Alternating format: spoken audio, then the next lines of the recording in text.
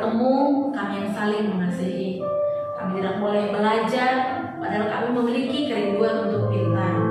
Tapi Tuhan, kami ingin senantiasa berada di dalam jalannya Tuhan. Tuhan, terlalu banyak hal yang kami alami. Tuhan, terlalu banyak hal yang kami lalui, dan bahkan sangat sulit sekali. Banyak teman kami yang terpapar COVID, banyak saudara kami yang dalam kesakitan, banyak usaha yang hancur, banyak yang kehilangan pekerjaan. Tapi kami percaya Tuhan, Engkau Allah berada di balik semuanya. Engkau Allah yang memberi kekuatan.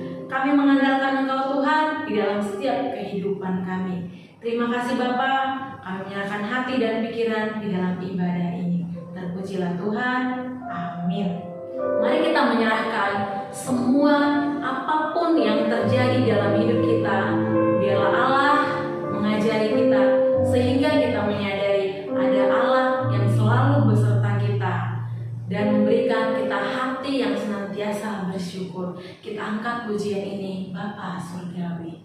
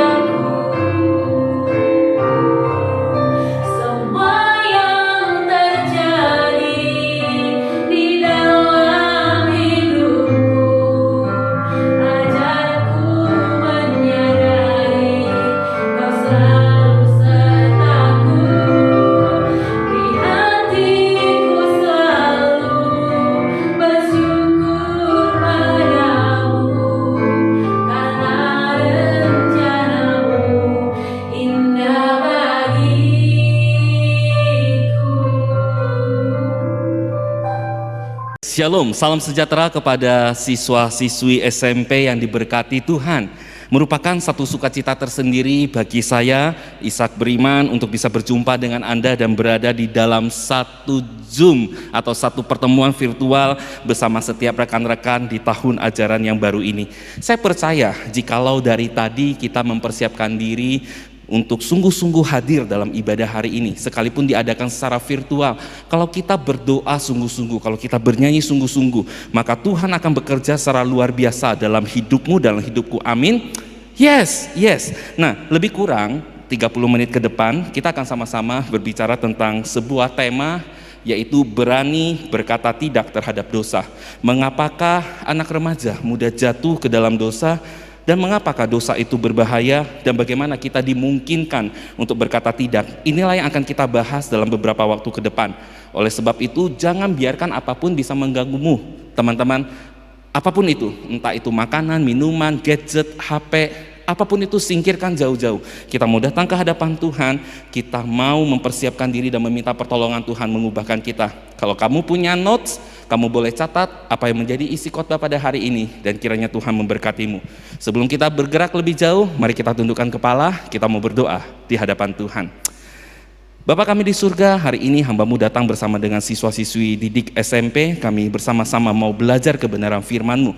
Oleh sebab itu kuasai hati dan pikiran kami. Tolong setiap kami ketika kami membaca dan merenungkannya.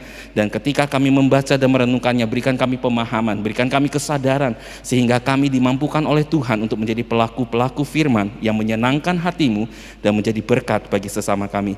Ini setiap kami Tuhan, berbicaralah karena kami siap untuk mendengarkan.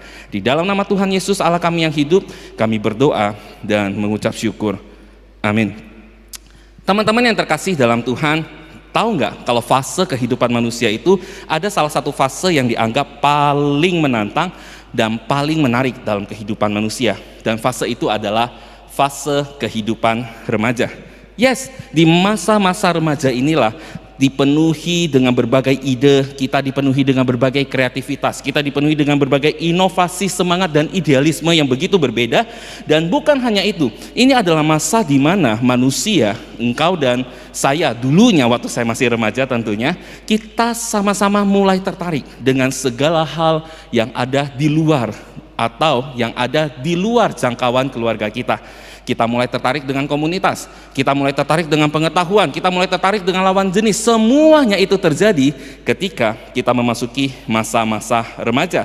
Dan yang terlebih menarik lagi, masa remaja adalah masa di mana kita mengalami yang disebut dengan puberitas. Nah, adik-adik, saudara-saudaraku, ketika kita belajar tentang remaja, maka ada satu hal yang kita tidak bisa pungkiri, bahwa remaja yang mulai belajar berkomunitas atau berkelompok, mau nggak mau, pasti bergantung dengan komunitas di mana ia akan bergabung. Dengan kata lain, komunitas atau kelompok di mana seseorang remaja bergabung itu akan memberi pengaruh yang sangat besar kepada anak-anak untuk menemukan identitas dirinya. Yang jadi permasalahan adalah komunikasi seperti apa yang akan terbangun di dalam komunitas itu.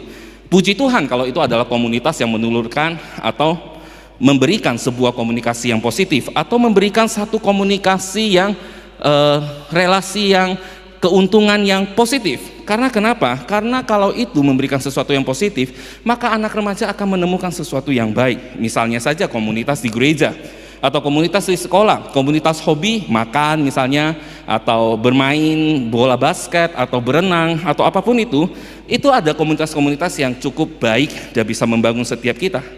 Namun pertanyaannya, kalau kita justru terjebak di dalam komunitas-komunitas yang justru menyebarkan atau memberikan hawa-hawa negatif, atau memberikan pengaruh negatif, impact negatif, atau memberikan kekuatan negatif di dalam kehidupan anak remaja, misalnya saja tawuran, atau misalnya anak SMP sukanya itu, kalau kamu mau main sama saya, kamu harus setuju dengan apa yang saya katakan atau kelompok kami katakan. Kalau kami bilang nyontek ya nyontek, kalau kami bilang bully anak itu ya bully anak itu. Kamu nggak boleh ngelawan. Wah, kalau kita ketemu dengan kelompok-kelompok seperti itu, bisa bayangkan nggak kira-kira kita akan jadi seperti apa? Kita sering sekali tanpa kita sadari, kita berteman, kita bergaul dengan komunitas-komunitas yang kemudian bisa membawa kita kepada hal-hal yang membuat kita pada akhirnya tidak berani berkata tidak kepada dosa. Karena kita tidak siap ditolak. Karena kita tidak siap untuk kemudian tidak berbagian di dalam kelompok yang kita idam-idamkan. Kalau kelompok ini kepengen sekali agar bisa menjadi satu kelompok yang dikenal nakal, kita kepengen bergabung di sana supaya kelihatan cool, kita akan mengikuti semua aturan di kelompok itu. Dan kita akan sukar sekali berkata tidak kepada dosa. So, kita harus tahu ketika kita bergabung dengan sebuah kelompok, ketika kita bergabung dengan sebuah komunitas, komunitas seperti apakah yang akan membentuk kita? Sebagai siswa-siswi SMP atau anak didik SMP yang dididik di sekolah Kristen, yang seharusnya dididik tidak hanya di dalam bidang akademis, tetapi juga di dalam hal pembangunan karakter, dan yang terlebih penting adalah kenilaian ataupun pembaharuan spiritual atau kerohanian, kita seharusnya dibawa untuk lebih lagi mengenal siapakah Allah Sang Pencipta. Kita dibawa untuk lebih lagi mengenal siapakah Allah yang mengasihi kita dan menyelamatkan kita. Dan kita akan dibawa untuk mengenal apakah dosa yang tidak menyenangkan hati Allah Pencipta. Adik-adikku, hai guys, dengarkan baik-baik. Untuk berani berkata tidak kepada dosa, maka kita harus mengenal apakah itu dosa dengan lebih dalam. Kita harus mengenal beberapa fakta tentang dosa, supaya kemudian kita tidak lagi bermain-main dengan dosa. Hal yang pertama adalah yang kita harus kenali, bahwa dosa itu serius dan dosa itu berbahaya. Boleh ulangi bersama-sama dengan saya? Kita baca 1, 2, 3. Keseriusan dan bahaya dosa. Yes, teman-teman, saya masih ingat banyak orang sekarang ini mungkin sudah menganggap dosa itu tidak lagi berbahaya, dosa itu tidak lagi serius. Apalagi di zaman ini kayaknya dosa itu fine-fine aja, semua orang juga melakukan dosa. Saya masih ingat ketika saya masih SMP, ketika melakukan dosa atau ketika melakukan perkara-perkara yang jahat, itu saya dan teman-teman saya itu tampaknya bangga. Saya masih ingat ketika itu saya berkumpul dengan teman-teman yang lain, dan teman-teman yang lain mulai cerita, "Weh, lu udah tahu nggak, kemarin gue lihat lo video papa gue, gile, parah pisan, mantap pisan, sekali-sekali kita nonton bareng yuk." Ketika dia nonton sesuatu yang berbau porno atau dia melakukan sesuatu yang bersifat pornografi, dengan bangga dia menceritakannya kepada yang lain. Bahkan ada juga yang ngomong, "Wih, si botak lewat tuh, si botak lewat." Siapa si botak? Si botak itu mungkin adalah guru olahraga kami, dan kami mulai memanggilnya, menyindirnya, dan bahkan mengejeknya dengan kata si botak. Tetapi apa yang terjadi ketika ada satu orang berkata, si botak lewat, oi kita baru habis nonton pornografi, gue barusan ngerjain si anu. Bukannya malu, bukannya menyesal, tetapi membuat satu geng ketawa terbahak-bahak. Mengapa? Karena sekali lagi banyak orang menganggap dosa itu bukan sesuatu yang menakutkan lagi, dosa itu bukan sesuatu yang berbahaya lagi, dosa itu bukan sesuatu yang serius lagi. Saya nggak tahu bagaimana pandanganmu tentang dosa secara pribadi, tetapi hari ini saya mau katakan bahwa dosa itu serius. Dosa itu sungguh-sungguh serius teman-teman, dan sangat berbahaya. Jangan pernah bermain-main dengan dosa.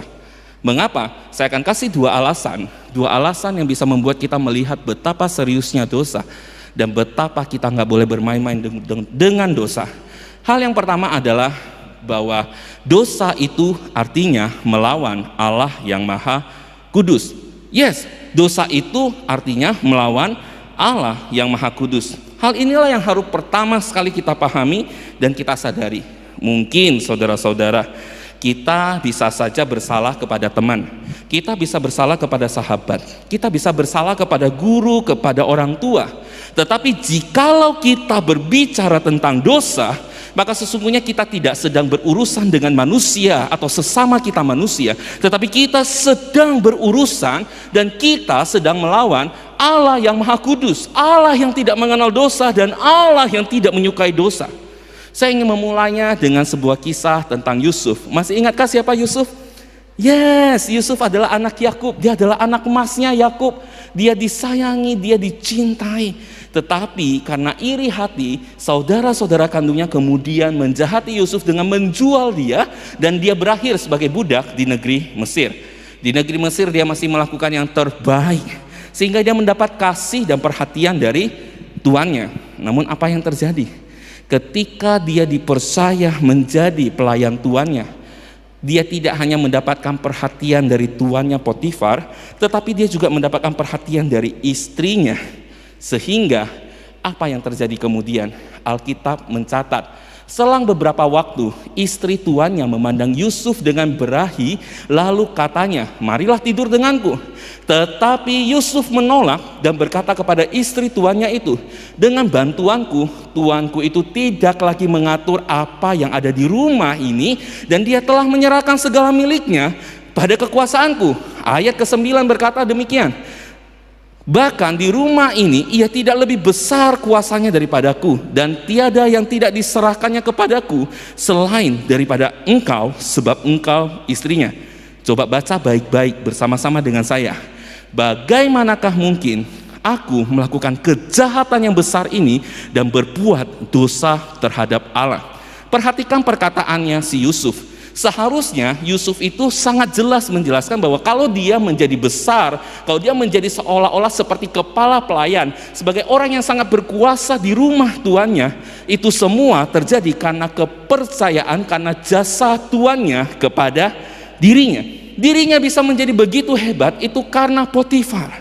Tetapi perhatikan ketika dia berkata, kalau aku tidur dengan engkau nyonya, maka lihat, ia tidak menyebut tuannya sama sekali.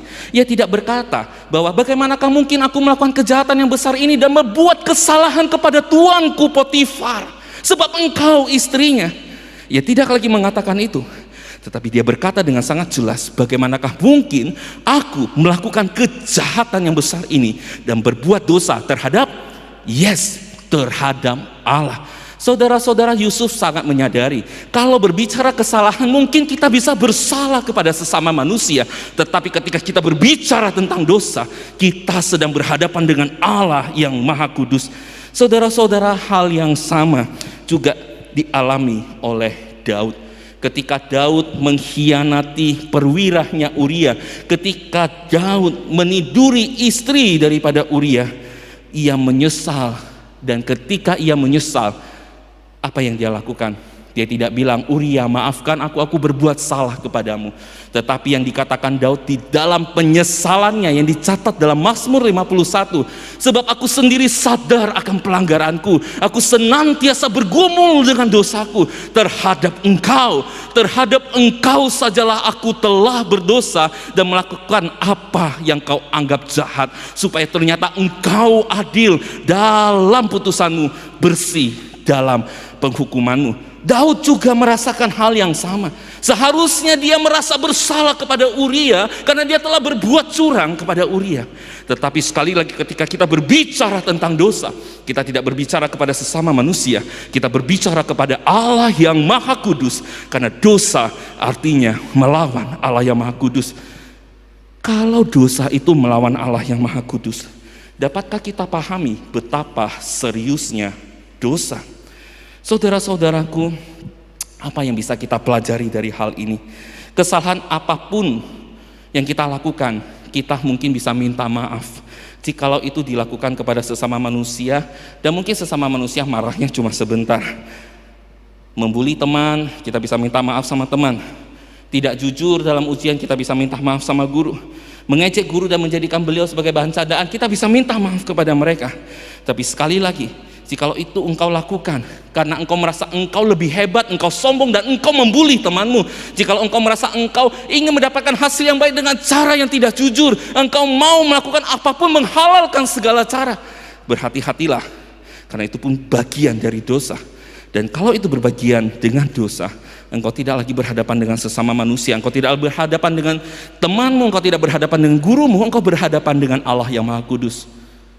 Oleh sebab itu berhati-hati, jangan bermain-main dengan dosa. Kalau engkau melakukannya, datanglah kepada Tuhan dan mintalah pengampunan daripadanya. Tetapi dosa itu serius dan berbahaya bukan karena itu hanya sekedar melawan Allah yang Maha Kudus, tetapi juga karena dosa pasti akan berujung pada penghukuman Allah yang adil. Jadi tidak hanya akan berurusan dengan Allah ke dalam kekudusannya, tetapi juga akan berurusan di dalam penghakiman Allah yang adil. Apa yang disebut dengan keadilan Allah? Mazmur 7 ayat 10 berkata, biarlah berakhir kejahatan orang fasik, tetapi teguhkanlah orang yang benar. Engkau yang menguji hati dan batin orang, ya Allah yang adil. Sederhananya, keadilan Allah adalah berbicara tentang penghakiman Allah, berkat bagi mereka yang dibenarkan dan hukuman bagi mereka yang jahat dan berdosa. Dan hal ini dilakukan Allah secara konsisten di sepanjang sejarah kehidupan manusia. Kita bisa melihat hal itu ada di dalam kitab-kitab yang kita baca. Adam dan Hawa, mereka bersalah kepada Tuhan karena mereka tidak taat pada aturan main Tuhan. Mereka dihukum, mereka diusir dari Taman Eden. Ketika manusia di zaman Nuh, mereka melakukan apa saja sekehendak hati mereka. Kejahatan mereka begitu banyak sehingga mereka dihukum, mereka dimusnahkan dengan air bah. Manusia di menara Babel, mereka berusaha untuk membangun sebuah menara di dalam segala kesombongannya. Mereka ingin menyaingi Allah, bahkan mungkin mereka ingin seperti Allah. Tetapi mereka pun dihukum, mereka diserahkan ke seluruh dunia. Sodom dan Gomora, siapa yang tidak kenal dengan dosa-dosa kejahatan seksual mereka, tetapi mereka pun dihukum, mereka dibakar dengan hujan api yang begitu besar dari Allah. Saya yakin jikalau engkau mau menambahkannya, engkau bisa menambahkan lebih panjang lagi list di dalam hukuman-hukuman terhadap dosa, karena dosa memang pada akhirnya akan berujung pada penghukuman Allah yang adil. Lalu saudara-saudara, bagaimanakah dengan kita? Saya yakin bahwa mungkin beberapa di antara kita berpikir, ya Pak Ishak, itu kan cerita di Alkitab. Saya mah sudah banyak berbuat dosa, bohong udah, ngebully udah, nyontek juga pernah, pornografi juga pernah. Nggak pernah tuh ada petir turun dari langit langsung nyambar geledek, duor, kena ke aku. Masih sehat aku Pak, jadi aman. Melakukan dosa itu nggak ada masalah Pak. Sabar bro, sabar sis. Dosa pasti akan berakhir pada penghukuman Allah. Kalau tidak dilakukan sekarang, jangan senang dulu. Karena mengapa? Firman Tuhan mencatat bahwa pada akhirnya, demikian juga pada akhir zaman, malaikat-malaikat akan datang memisahkan orang jahat dari orang benar, lalu mencampakkan orang jahat ke dalam dapur api. Di sanalah akan terdapat ratapan dan kertakan gigi. Hai bro, hai sis, hai teman-teman. Benar, mungkin saat ini kita masih belum melihat bahwa ada penghukuman yang datang kepada kita atas semua dosa-dosa kita, atas pengabaian kita akan dosa-dosa, akan bermain-mainnya kita kepada dosa-dosa. Tetapi dosa itu tetap serius, karena dosa itu akan berujung pada penghukuman Allah. 2 Petrus 3 ayat 9 berkata dengan sangat jelas, Tuhan tidak lalai menepati janjinya, sekalipun ada orang yang menganggapnya sebagai kelalaian, tetapi ia sabar terhadap kamu, karena ia menghendaki supaya jangan ada yang binasa, melainkan supaya semua orang berbalik dan bertobat. Jadi jikalau hari ini engkau belum mendapatkan apa-apa, jangan anggap Tuhan itu sedang lalai atau Tuhan sedang tidur. Ia sedang menantikanmu dengan lembut, ia memanggil namamu agar engkau kembali kepadanya.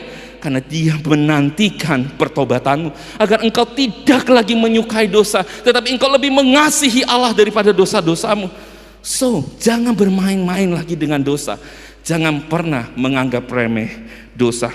Itulah hal yang pertama yang harus kita ketahui tentang dosa, bahwa dosa itu serius dan bahaya. Hal kedua yang perlu kita ketahui tentang dosa adalah karena dosa itu tidak dapat diatasi dan kita tidak bisa menaklukkan dosa. Ketidakmampuan mengatasi dosa. Boleh kita baca bersama-sama hitungan ketiga? 1, 2, 3. Ketidakmampuan mengatasi dosa. Saudara-saudara, kita ini manusia biasa sebagai ciptaan yang rapuh dan rentan. Kita tidak hanya harus mengerti bahwa dosa itu serius dan berbahaya, tapi kita juga harus menyadari bahwa kita itu tidak punya kemampuan untuk mengatasi dosa. Inilah faktanya, manusia tidak bisa mengatasi dosa dengan kekuatan mereka sendiri. Sebaliknya justru manusia itu akan semakin terhanyut, terseret di dalam kepekatan dosa dan kegelapan dosa. Manusia akan semakin hilang di dalam dosa-dosa yang mereka lakukan. Tapi Pak Ishak, masa sih seperti itu? Iya. Pada umumnya manusia berpikir begini, saya itu bisa mengatasi dosa saya. Bagaimana caranya? Ada 2, yuk kita lihat. Yang pertama adalah manusia akan berusaha untuk menutupi dosa yang lama, tapi dengan cara dosa yang baru. Ini disebut dengan fake truth. Mereka berusaha untuk tampil apa adanya, berusaha untuk bisa menutupi kesalahan mereka sehingga mereka dipandang sebagai manusia suci. Mereka seolah-olah tidak bersalah, mereka seolah-olah tidak berdosa, dan semua orang akan mengakui kebaikan mereka. Tetapi mereka lakukan itu dengan cara menutupi dosa yang lama dengan dosa yang baru. Saudara-saudara, manusia akan berusaha menutupi dosa yang lama dengan kesalahan-kesalahan yang lain supaya ia terlihat benar. Inilah yang disebut dengan kebenaran semu. Hal ini pernah dilakukan oleh seorang yang bernama Raja Daud. Sekali lagi kita kembali mengingat cerita Daud. Waktu itu Daud Dia menginginkan hak milik orang lain. Dia melihat seorang wanita dan dia menginginkannya. Dan ini sudah melanggar hukum Tuhan yang ke-10, karena dia tahu itu bukan miliknya, itu adalah milik daripada salah seorang perwiranya. Tetapi apa yang dia lakukan? Karena dia mengingini itu, kemudian dia mulai menutupi dosa keinginannya dengan berzina dengan perempuan itu. Setelah dia berzina dengan perempuan itu dan perempuan itu berkata, aku hamil. Apa yang dilakukan Daud? Dia berusaha untuk menutupi fakta ini. Dia mengundang Uria pulang dan menyuruh Uria, kamu pulang ke rumahmu, dengan tujuan agar Uria tidur bersama dengan istrinya. Tetapi ternyata Uria setia kepada rajanya. Nasib malang orang ini tidak mengetahui rajanya sedang hendak menipu dia dan sedang hendak mencuri kesayangannya. Apa yang terjadi saudara-saudara? Uria tidak pulang tidur dan Daud mulai berpikir, bagaimana caranya supaya aku bisa mendapatkan Batsyeba.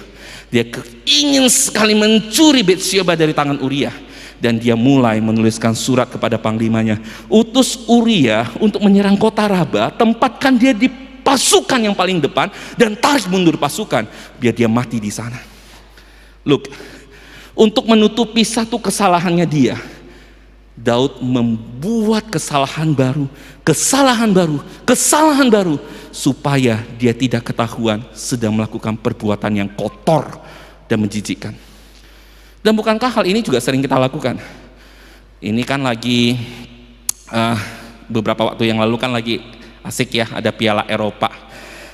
Nah sama nih, waktu kami SMA, kuliah itu seneng lihat Piala Eropa. Kalau lihat Piala Eropa kan biasanya tengah malam ya. Kalau sudah nonton tengah malam biasanya bangun pagi besoknya telat, betul sekali, telat. Dan kemudian datang sekolah juga, iya pinter, telat juga. Sampai ditanya guru, kenapa telat? Aduh, adik saya kemarin sakit bu, jadi saya harus jaga. Bohong satu kali. Emang adikmu sakit apa? Sakit apa ya bu? Ya kemarin itu agak demam tinggi bu, ada batuk-batuk. Bohong kedua kali. Udah dikasih makan obat? Oh udah bu, udah kasih makan obat. Bohong 3 kali. Lihat, supaya engkau terlihat benar, you cover your old sin with the new sin. Inilah yang dilakukan manusia untuk mengatasi dosanya. Dan apakah ini efektif? Engkau jawab sendiri saudara-saudara. Bagaimana mungkin kita bisa terlihat efektif mengatasi dosa kita, kesalahan kita, dengan menutupinya dengan dosa yang baru? Tetapi inilah yang dilakukan oleh manusia. Dan mereka berpikir mereka bisa mengatasi dosa. Hal yang kedua, apa yang dilakukan oleh manusia ketika mereka berusaha untuk mengatasi dosa dengan kekuatan mereka? Mereka membuat sebuah kebohongan lain, bahwa manusia itu bisa berbuat baik, dan perbuatan baik itu bisa menutupi dosa. Saya mau katakan hari ini, perbuatan baik tidak akan pernah menutupi dosa. Saya mau menceritakan sebuah kisah. Saudara-saudara, saya ini umurnya 39 tahun. Saya sudah naik motor dari usia 17 tahun, yang artinya lebih kurang 22 tahun sudah lamanya saya mengendarai sepeda motor. Selama 22 tahun ini saya selalu taat, saya selalu patuh. Saya nggak pernah melanggar lampu merah, saya tidak pernah melanggar marka jalan, saya selalu ikuti rambu-rambu lalu lintas yang ada. 22 tahun adalah waktu yang cukup lama. Saya selalu perpanjangan SIM, saya bayar STNK, maksudnya pajak kendaraan saya, dan saya selalu mengizinkan orang lain untuk bisa berjalan duluan. Saya tidak pernah melakukan kesalahan sedikit pun.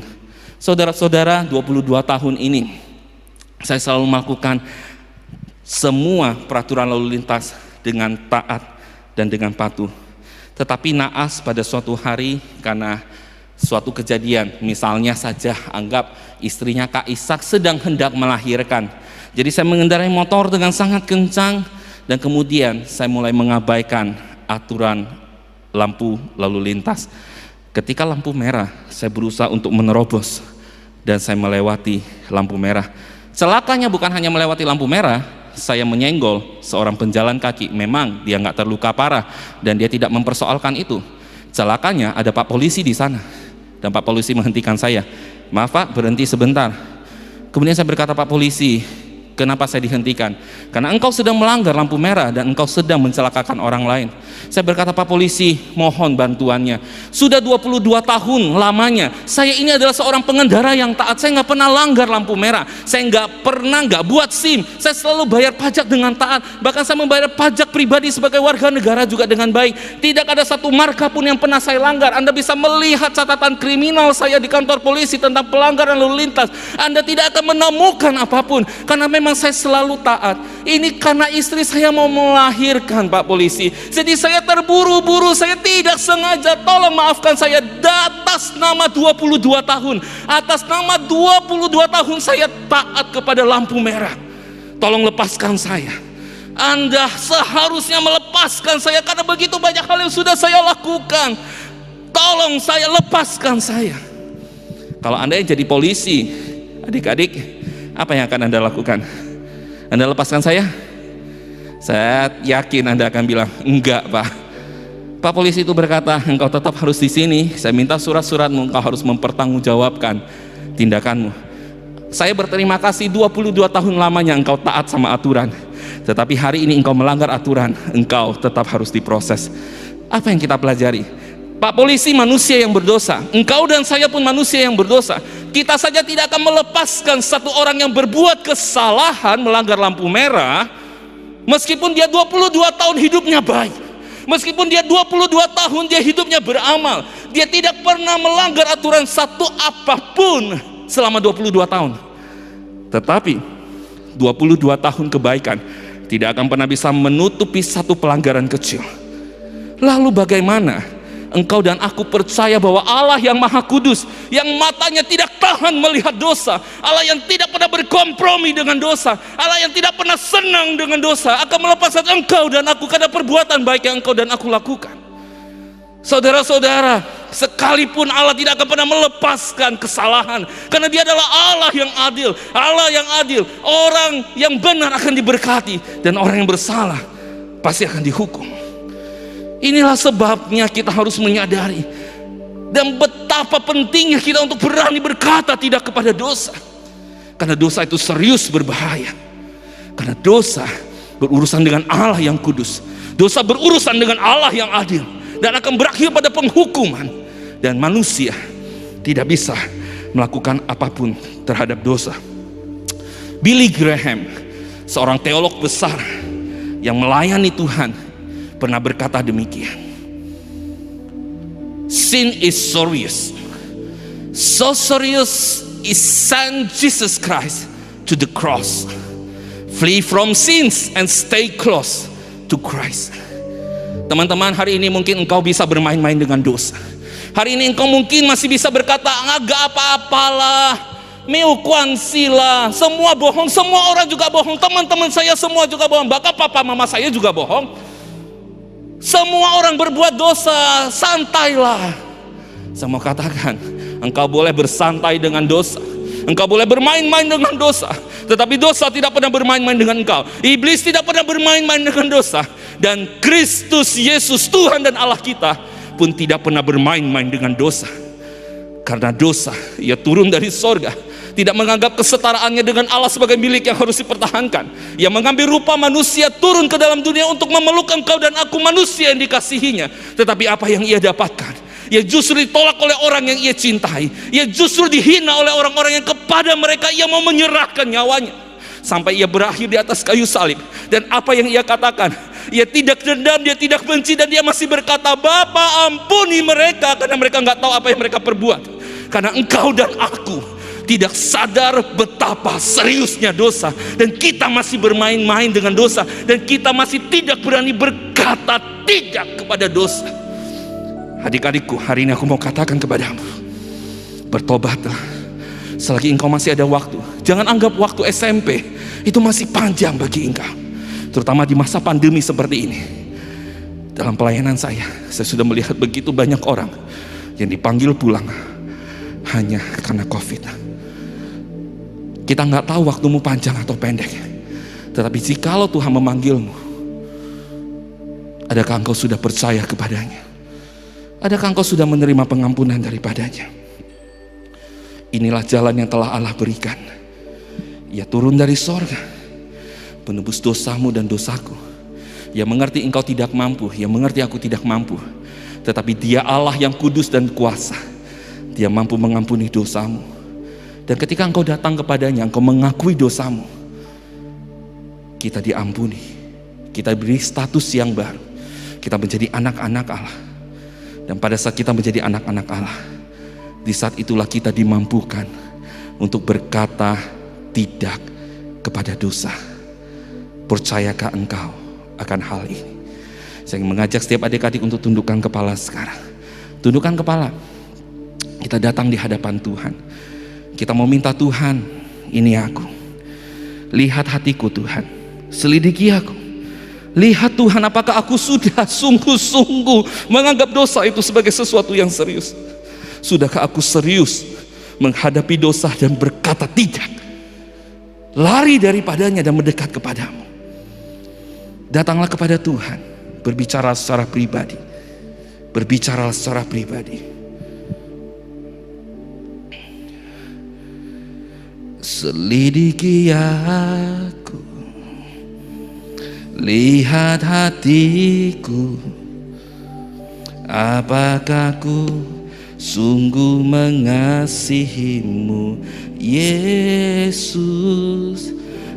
Kau yang Maha tahu dan menilai hidupku, tak ada yang tersembunyi bagimu. Selidiki aku, selidiki ya. Katakan dengan imanmu adik-adik. Lihat hatiku, angkat tanganmu, katakan, apakah ku sungguh mengasihimu, Yesus. Kau yang Maha tahu dan menilai hidupku, tak ada yang tersembunyi bagimu. Telah kulihat kebaikanmu yang tak pernah habis di hidupku. Ku berjuang sampai akhirnya Kau dapati aku tetap setia. Adik-adikku yang dikasihi Tuhan, jikalau hari ini ada di antara engkau yang tidak pernah datang kepada Kristus secara sungguh-sungguh, tapi engkau berkata, ini aku Tuhan, aku adalah orang berdosa, aku selalu tidak bisa berkata tidak kepada dosa. Temanku suruh aku ngapain, aku lakukan. Tapi hari ini aku menyadari bahwa dosa itu serius. Aku hanya bisa mendapatkan pujian, kesenangan bersama dengan teman untuk waktu yang sejenak, tetapi penghukuman neraka untuk selama-lamanya telah menanti aku. Aku tidak mau terus berdosa. Aku mau menerima Tuhan untuk pertama kali. Meskipun aku sudah rajin ke sekolah minggu, aku rajin ke remaja, aku belum pernah mengundang engkau secara sungguh-sungguh. Hari ini, jikalau ada di antara engkau yang berkata, Tuhan, aku mau mengundang engkau untuk pertama kali, maukah engkau menaruh tanganmu di dadamu? Yes, yes, puji Tuhan. Tuhan memberkatimu. Pertanyaan kedua, saya tidak akan berlama-lama. Jikalau engkau sudah percaya kepada Tuhan Yesus, engkau pernah dibaptis, engkau pernah mengaku Yesus adalah Tuhan dan Juru Selamatmu, tetapi seiring dengan waktu, pergaulanmu, pertemananmu membuat engkau kembali jatuh ke dalam dosa, dan engkau kembali lagi melakukan hal-hal yang memilukan hati Tuhan, dan engkau berkata, Tuhan, aku mau datang kembali kepada Tuhan. Tuhan, tolong pulihkan hatiku. Tuhan, tolong pulihkan aku mau rekomitmen di hadapan Tuhan. Tuhan, tolong aku agar aku diberikan sekali lagi keberanian untuk berkata tidak kepada dosa, bukan karena saya hebat, bukan karena saya mampu, tetapi karena engkau telah mengasihi aku. Dan jikalau engkau berkata seperti itu, dan engkau berkata, Tuhan, ampuni aku sekali lagi, maka engkau menaruhkan tanganmu di dadamu. Ya, amin, amin.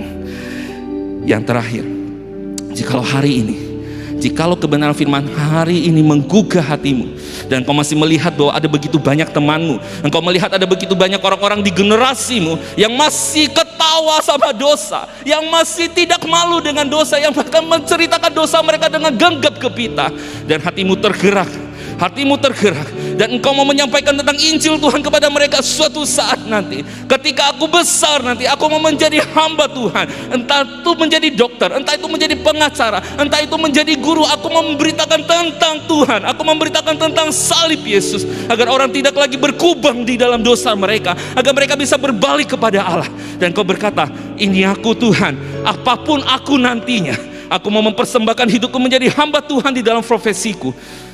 Jikalau engkau berkata itu aku, maukah engkau menaruh tanganmu di dadamu? Yes. Dan ini adalah panggilan khusus.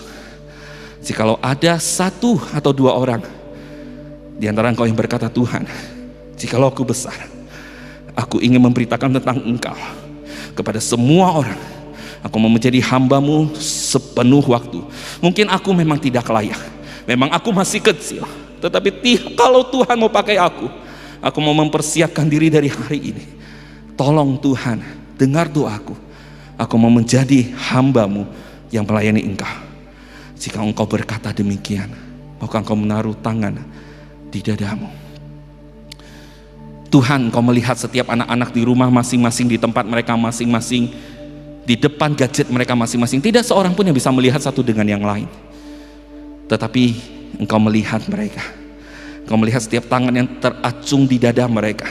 Tidak ada air mata yang sia-sia, tidak ada pengakuan dosa yang sia-sia. Hari ini hambamu berdoa, siapapun di antara mereka yang datang kepada Tuhan, yang berkata, Tuhan, aku memerlukan engkau. Tuhan, sentuh hati mereka, jamah mereka. Izinkan mereka menjadi murid-murid Tuhan semenjak hari ini, karena mereka mengundang engkau menjadi juru selamat pribadi mereka satu-satunya. Jikalau ada di antara mereka yang menaruh tangan di dada dan berkata, Tuhan, aku mau berubah sekali lagi, Tuhan tolong saya mau rekomitmen, saya memang sudah melupakan, aku sudah terhanyut kembali oleh dosa. Tuhan, berikan mereka kesempatan yang baru. Pegang tangan mereka, jangan pernah lepaskan mereka. Izinkan mereka kembali datang dan melihat perbuatan Tuhan yang begitu luar biasa. Hambamu berdoa untuk setiap mereka yang mengambil komitmen untuk bisa melayani Tuhan di dalam profesi manapun. Indonesia sudah banyak dokter Kristen, tetapi dokter yang memiliki hati seperti Kristus, yang mengasihi sesamanya, yang memberitakan Injil bagi sesamanya masih begitu sedikit. Punya begitu banyak pengacara, arsitek, guru-guru Kristen, tetapi yang memiliki guru, arsitek, pengacara, dan semua profesi lainnya, bisnismen, yang punya hati kepada Kristus masih begitu sedikit. Jikalau mereka mempersembahkan diri mereka, sentuh mereka.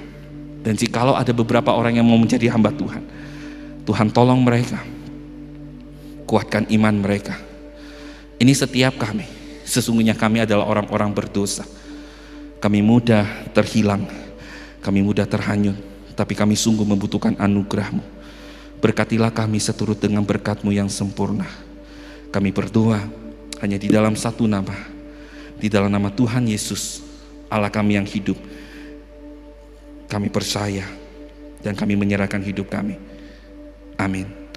Saudara-saudaraku, adik-adikku yang kukasihi, saya percaya jikalau hari ini engkau datang kepada Tuhan dengan bersungguh hati, Tuhan akan bekerja dan Tuhan akan memampukanmu untuk berkata tidak terhadap dosa. Kiranya Tuhan terus memelihara kehidupanmu. Tuhan Yesus memberkati.